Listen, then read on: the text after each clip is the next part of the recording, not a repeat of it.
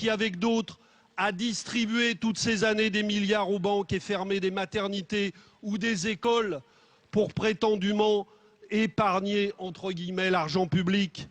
Oui, que cette République est bien malmenée, que les années que nous venons de traverser l'ont déformée par l'hyper-présidentialisation et l'effacement du Parlement, par des modes de scrutin qui tronquent la réalité politique de notre pays, déformée par un exercice inique du pouvoir soumis à la loi du marché et de la finance.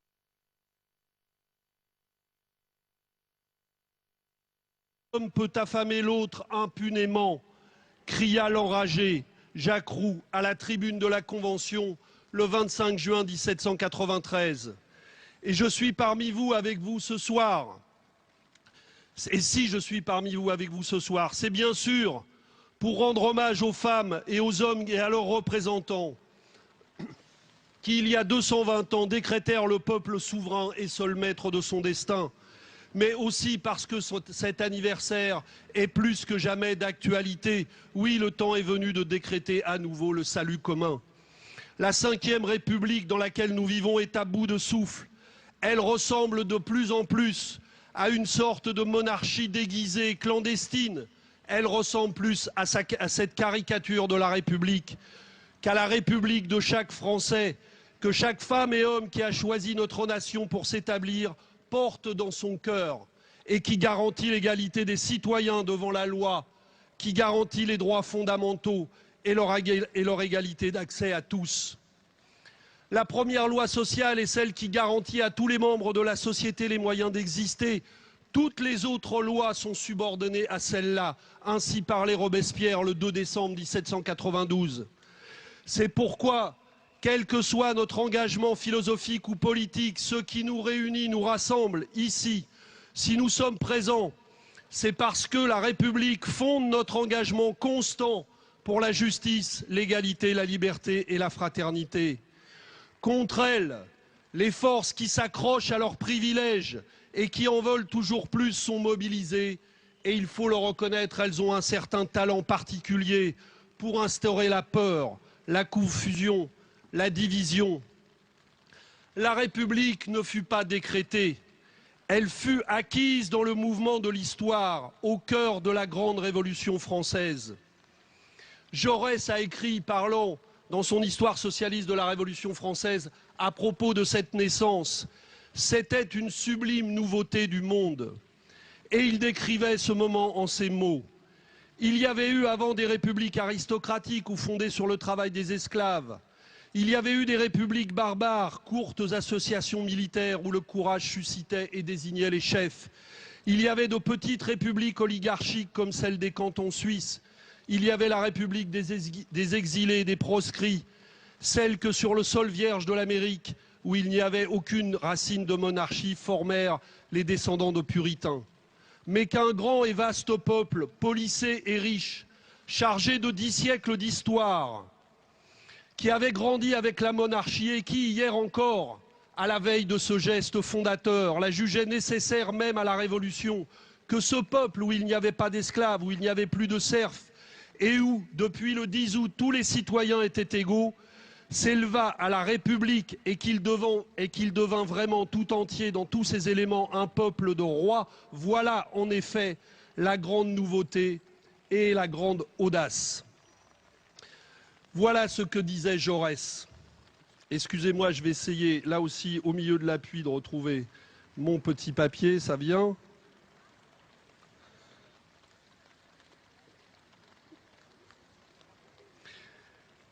Voilà l'esprit que nous célébrons aujourd'hui. Le bicentenaire de la République, il y a 20 ans, cela a été rappelé par Michel Biard, coïncidait avec le référendum sur le traité de Maastricht. Et malheureusement, probablement à cause de cela aussi, comme il le rappelait, qui se souvient de ce bicentenaire qui était pourtant une date majeure pour notre République? Eh bien, d'une certaine manière, ces 20 dernières années ont compté et comptent encore dans la bataille que nous poursuivons pour qu'advienne toujours et renaisse toujours la République et ses droits fondamentaux. Ce n'est pas une bataille entre l'Europe et les nations, c'est une bataille entre notre peuple, les peuples européens et l'oligarchie financière qui cherche à toujours maintenir ses privilèges. Que de batailles depuis qui continuent aujourd'hui contre ceux qui veulent confisquer la souveraineté de notre peuple. À l'aristocratie nobiliaire d'hier a succédé une aristocratie financière qui voit aujourd'hui, dans toute dépense publique, de solidarité, un manque à gagner insupportable. Pourquoi 220 ans après la République, après la Première République, quand il y a tant de richesses, la partager avec ceux qui sont les plus nombreux et qui les ont produites leur reste si insupportable? Que cherchent ces forces qui se battent bec et ongles pour leur monde? Un libéral, Herbert Spencer, a écrit dans Le droit d'ignorer l'État en 1851, la fonction du libéralisme dans le passé a été de mettre une limite au pouvoir des rois. La fonction du vrai libéralisme, écrivait-il, dans l'avenir, sera de limiter le pouvoir des parlements. Voilà que nous y sommes. La République appelle à un nouvel âge, alors que les libéraux, eux, veulent continuer à se passer des parlements. Les républicains, nous voulons au contraire arracher des droits et des pouvoirs nouveaux pour les citoyens et pour les salariés dans les entreprises et dans les institutions, parce que là est le vrai pouvoir aujourd'hui. Les libéraux qui ne voient de liberté que dans la circulation des flux financiers et les pouvoirs du capital veulent démolir tous les droits sociaux, le code et la durée légale du travail, dépecer une bonne fois pour toutes les services publics, s'approprier tout ce qui peut se vendre et être rentabilisé, la santé, l'énergie et le reste. Qu'importe qu'on fasse vivre les peuples sous l'urgence et la précipitation, le manque et les besoins constants, l'injustice et la concurrence, la compétition et les aliénations. La République française méprisée, c'est le peuple et la nation de France qu'on méprise. Et que pour cela on invoque la nécessité européenne est une insulte à l'intelligence de notre peuple et à celle de tous les peuples d'Europe qui veulent voir advenir la solidarité et les droits sociaux pour tous.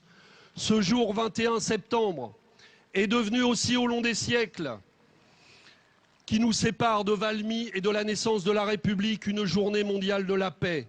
Il ne peut y avoir pour les républicains que nous sommes, pour les démocrates que nous sommes, de plus belle association que celle de la République et de la paix, du désarmement et de la coopération entre les peuples. Lorsque les Français firent leur révolution, les noblesses d'Europe s'allièrent pour la mettre en échec. Oui, la violence peut être présente dans une révolution, mais que de violence déployée lorsque les aristocrates, pour protéger leurs privilèges, déclenchèrent la guerre et la répandirent en Europe. Et nous savons trop bien aujourd'hui que ces processus ne sont pas éradiqués et qu'ils peuvent ressurgir et qu'ils ressurgissent malheureusement trop souvent. Aujourd'hui, les nouveaux aristocrates mènent une nouvelle guerre. Les institutions financières, les banques, les transnationales ont imposé la guerre économique. Et nous ne voulons pas de cela. Ils cherchent même, on le voit malheureusement ces jours-ci, à promouvoir le choc des civilisations pour d'une certaine manière, faire perdurer dans la division l'iniquité de l'ordre capitaliste. Fidèle à la République qui mérite plus que jamais une seconde jeunesse que nous nommons 6e République, nous luttons contre le pouvoir de l'argent qui casse et jette les hommes entre eux. Nous luttons pour une République des droits de l'homme, de la femme, de l'enfant et du citoyen. Nous luttons pour cette République, la conjuration des égaux, un combat démocratique sans autres armes que la force de conviction, le rassemblement, l'imagination et l'élaboration. Il n'y a pas les uns qui pensent et les autres qui obéissent, même aux meilleurs d'entre nous. La République est cette invention de l'inconnu, ce courage commun, cette force collective où l'homme libre compte à part entière, où il choisit de faire société, car la solidarité nous unit et fait de chacun d'entre nous un être pleinement humain. Ce combat a sans doute connu depuis la Première République plusieurs naissances. Il faut d'une certaine manière la faire renaître. Ce combat pour nous n'a pas de fin. Merci. Vive la République! Et merci d'avoir tenu le temps. J'appelle Jean-Luc Mélenchon, qui vient maintenant. Pareil, égalité du temps de parole, à toi. Tu peux m'en aller si tu veux. Nous verrons bien comment s'évalue cette égalité. Merci à la Société d'études Robespierristes de nous donner l'occasion de pratiquer ce qu'injustement et si cruellement les autorités ne pratiquent plus. La célébration de la proclamation de notre République il y a 220 ans. Nous sommes allés nous recueillir devant l'unique monument où l'on aperçoit la silhouette de notre libérateur, Maximilien Robespierre. Nous ne sommes pas venus commémorer, nous sommes venus célébrer. Nous ne sommes pas venus nous souvenir, nous sommes venus nous inspirer. La République nous appelle, et cet appel retentit de bien des façons. D'abord peut-être à l'évocation des grands moments de notre histoire où l'idée est devenue chair, où l'idée est devenue être humain, où l'idée est devenue institution, et où ce qu'avait pensé Jean-Jacques s'est transformé en une réalité dont la dynamique n'a pas fini d'embraser le monde. Ce 20 septembre à l'aube, tandis que les estafettes font le lien avec nos armées, Paris dort à la veille de la tenue de la Convention nationale. Paris dort et pourtant, il pleut. Comme aujourd'hui, il pleut interminablement. Depuis juillet, la patrie a été déclarée en danger. Le roi Fuyard a été rattrapé. Mais c'est partout les complots, les trahisons. Nous sommes envahis. Les frontières ont été passées. Verdun a été livré par les officiers royalistes. Beaucaire a préféré se suicider plutôt que d'accepter de rendre la place. Il pleut. Il pleut.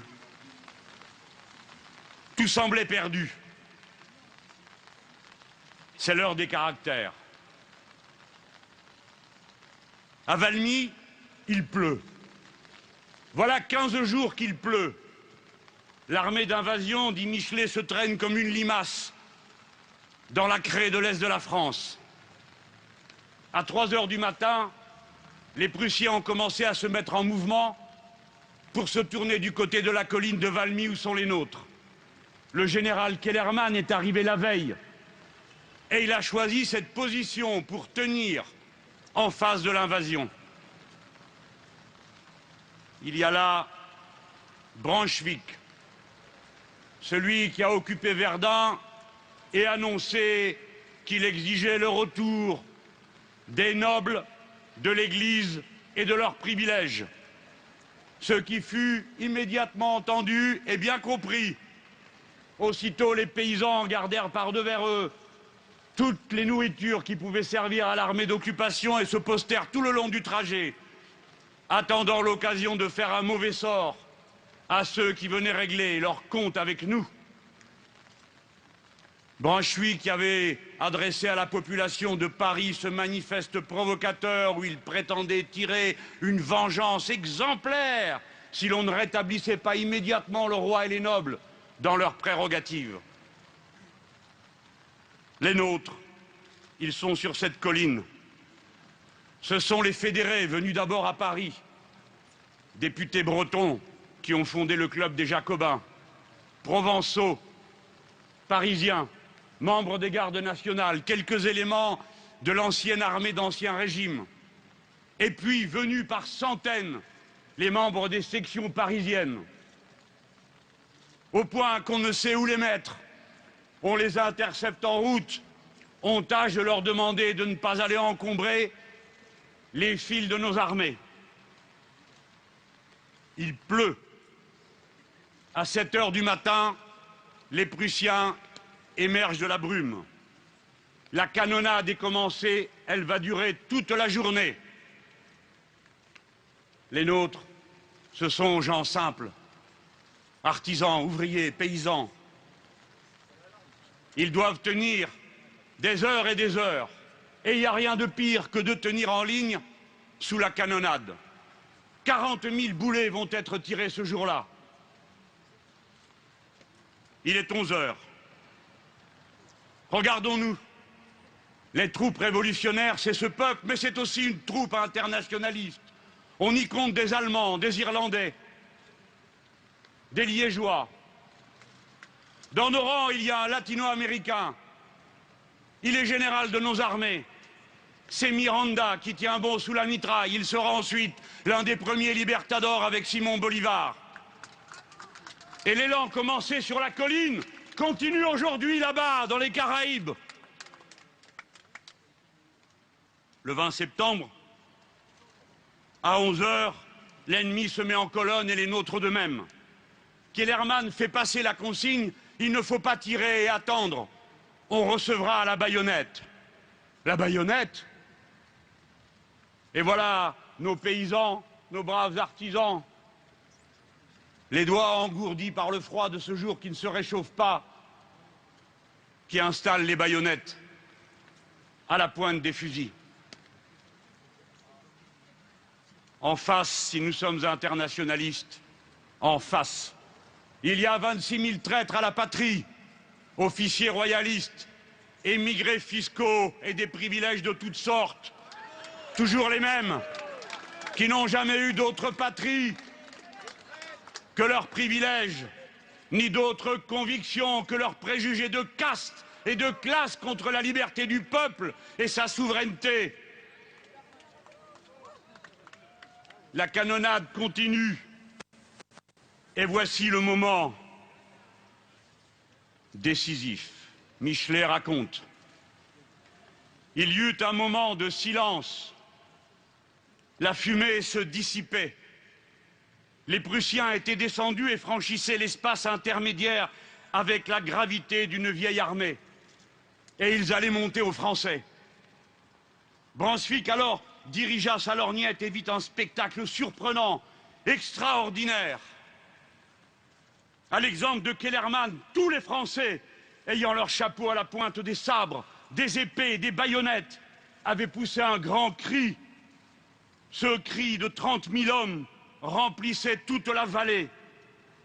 C'était comme un cri de joie, mais étonnamment prolongé, et il ne dura guère moins d'un quart d'heure. Fini, il recommençait toujours avec plus de force. La terre en tremblait. C'était « Vive la nation !» Vive la nation !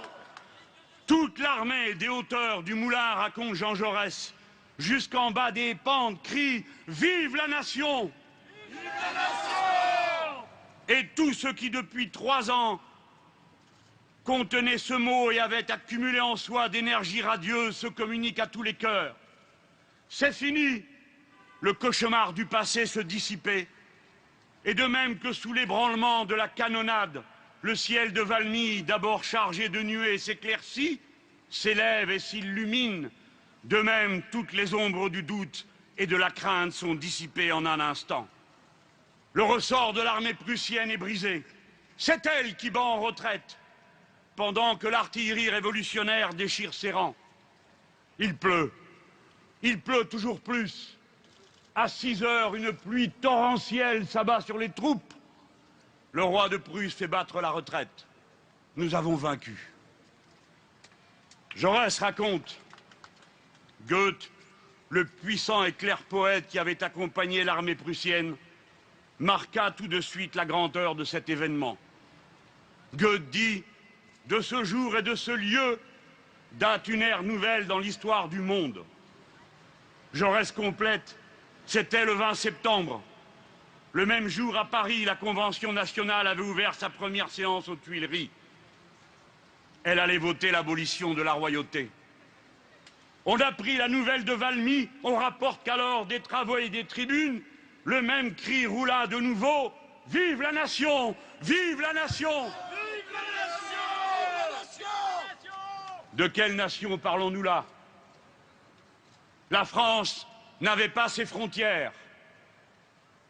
Sur la colline, les Bretons qui tenaient bon parlaient entre eux, je l'imagine, dans la peur et l'angoisse, l'une de leurs 5 langues.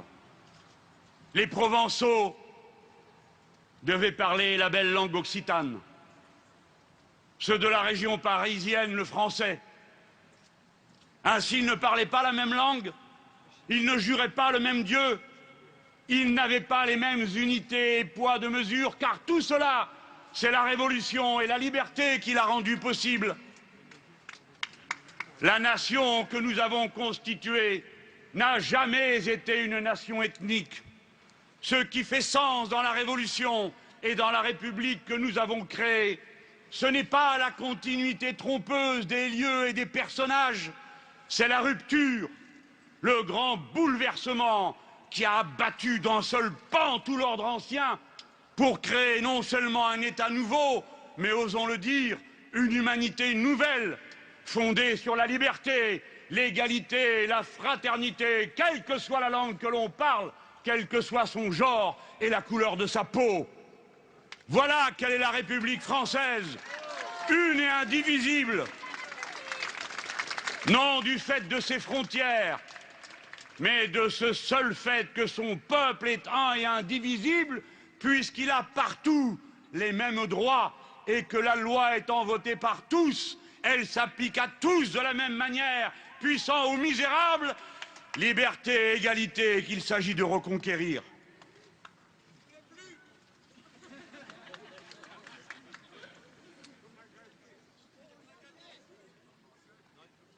La République n'a pas fondé le droit du peuple français.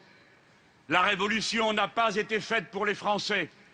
Elle a été faite pour des droits humains applicables à toute personne humaine. La République française n'est pas occidentale. Elle est aussi universaliste que l'étaient ses premières troupes et qu'elle le reste alors même qu'elle est présente dans tous les océans du monde et que sa plus longue frontière extérieure par la Guyane est avec le Brésil. La République n'est pas un régime neutre. C'est un régime qui proclame l'égalité, la liberté et la fraternité contre toutes les évidences de la nature et des différences de privilèges liées à la naissance.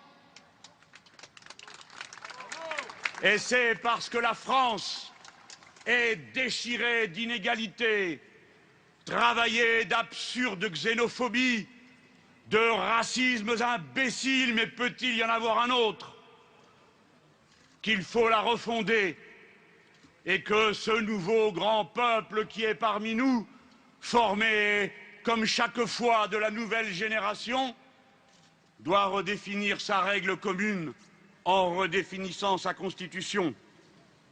C'est bien pourquoi l'histoire de la Révolution a toujours été controversée. C'est bien pourquoi encore aujourd'hui, elle fait l'objet de tant de calomnies. C'est bien pourquoi encore aujourd'hui, on trouve tant de benets intéressés pour aller faire l'apologie du roi ce traître, qui paraissait si banal dans son pouvoir, lui qui s'intéressait après les frasques de Louis XV, à la serrurerie et à l'éducation de ses enfants, comme tout un chacun, et la reine si légère, si frivole, qui jouait à la bergère. Ces deux-là conspiraient contre la patrie, appelaient l'invasion pour rétablir leurs privilèges, payaient des parlementaires et des journalistes pour répandre leurs complots.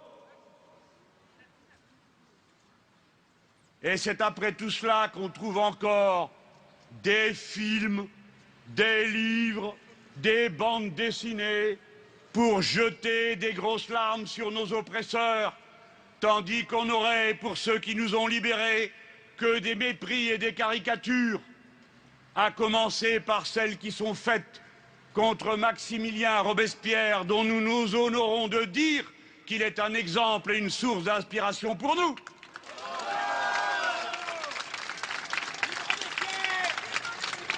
Ce n'est pas pour rien que la Révolution a été traînée dans la boue par tous ceux, dans tous les âges, qui avaient pour objectif premier de mettre en cause la liberté et l'égalité. Ainsi, quand Mussolini dit « le fascisme s'oppose à toutes les abstractions individualistes à fondement matérialiste », c'est pourquoi il s'oppose à toutes les utopies et innovations jacobines. Ainsi, quand Goebbels dit « l'an 1789 sera rayé de l'histoire », ainsi, quand Jean-François Copé dit « il y a en France une tentation de la nuit du 4 août dont il faut se débarrasser », ainsi, quand Jean-François Copé dit « le Saïra n'est plus d'époque, les temps sont passés », ainsi, quand il dit « la révolution a fait beaucoup de mal et a fracturé la société, elle a désappris aux Français le goût de l'effort ». Chacun, depuis 2 siècles et 20 ans, a choisi son camp. En vain chercherait-il à faire croire que la révolution est finie. Elle ne fait que commencer aussi longtemps que son œuvre égalitaire n'est pas achevée. L'intuition révolutionnaire est confirmée. Il n'y a qu'un seul écosystème compatible avec la vie humaine. Il y a donc un intérêt général humain, comme l'avait proclamé Jean-Jacques Rousseau. Nous n'avons d'autre moyen de le connaître que par notre intelligence, raison pour laquelle il nous faut être éduqués librement, gratuitement et laïquement. Raison pour laquelle nous devons être égaux, car on ne peut délibérer librement sous la domination d'un autre. Raison pour laquelle il nous faut nous prononcer non pas sur ce que nous croyons bon pour nous-mêmes, ce qui suffit en démocratie, mais pour ce qui est bon pour tous, ce qui est l'exigence de la République. Célébrez, célébrez, inspirez-vous, pensez, comme l'a dit Victor Hugo, ce qui est le fond de cette affaire. Célébrer, c'est préparer de grands événements. Entendez le bruit terrible de la roue de l'histoire qui s'est remise en mouvement quand dans toute l'Europe de nouveau se coalisent contre la liberté et contre la démocratie les puissants qui, par des traités ineptes qui seront rechassés au prix de quelle douleur par les peuples, prétendent décider en lieu et place du souverain qu'est pour toujours le peuple lui-même. Entendez la grande roue de l'histoire lorsque les privilèges veulent se maintenir de force et que c'est par l'intimidation que l'on condamne au martyre nos frères et nos sœurs grecs, espagnols, portugais, et que l'on prétend subjuguer la volonté nationale et l'intérêt général en nous condamnant à renoncer à tout ce qui a fait notre grandeur, c'est-à-dire le partage, l'éducation, le soin, et tout ce qui avait été pressenti d'abord par nos libérateurs de 1789, nos armées de 1792, dans la peur et l'angoisse de cette pluie sans fin sur la commune de Valmy où nous avons vaincu.